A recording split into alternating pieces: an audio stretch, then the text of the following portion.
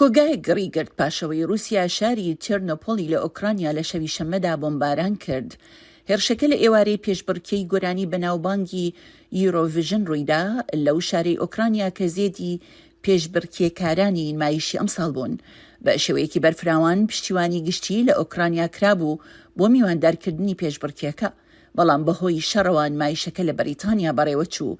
هێرشەکە تشک دەخاتە سەرباری دژواری ئۆکرانیا و پێداویستی ئەو وڵاتە بۆ توانەکانی چەکی زیادە و پێشکەوت و داواکاریەک کە لە کۆتایی هەفتەدا لەلایەن ئەڵمانیاوە وەڵام درایەوە. ڕۆژی یەکشەمە لە بەرلین ڕاوێژکاری ئەڵمانیا ئۆلاف شۆلز بە ڕێزلێنانی سەربازی پێشوازی لە سەرۆکی ئۆکرانیا زلنسکی کرد لە یەکەمین سەردانیدا لە دوای دەستپێکردنی شەڕەوە.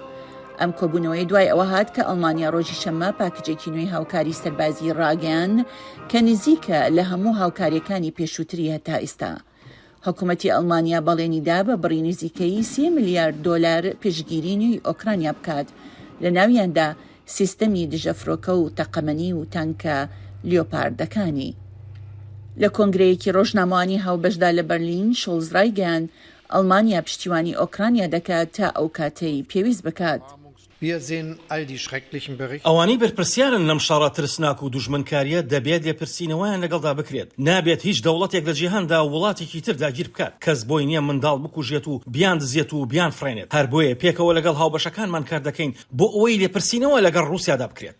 بەڵام ڤلادیمیر پوتینی سەرۆکی رووسیا لە سەرەتای ئەم هەفتەیەدا لە ئاهەنگی ڕۆژی سەرکەوتنی وڵاتەکەیدا بۆ یادکردنەوەی شکستی ئەڵمانیای نازی واقعێکی تری خستە ڕوو. پوتین ڕخنەی توندی لە پێشڕەویە جیهانی ڕۆژئاوایەکان گرت و کە بە وتەی خۆی کۆمەلگا دابەش دەکەن، ململانی کودەتا خوێناویەکان دەهێنە ئاراوە و بەهانە دیتەکانی خێزان لەناو دەبن. لەگەڵ ئەوەشدا تەنها چەند ڕۆژێک بە دوایدا هێزەکانی پوتین شوێنی نیشتەجێبوونی خێزانەکانیان لەناو برد لە هێرشێکی دیکەدا بۆ سەر ئامانجمەدەنیەکانی ماڵە تایبەتەکان و ئەپارتمەنتەکان.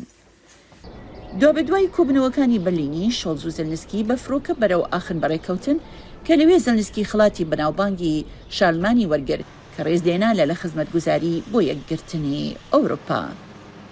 شایان پاشا بۆ راپۆرتی ئارش عەرەبسادی، دانی ئەمریکا، واشنگتن.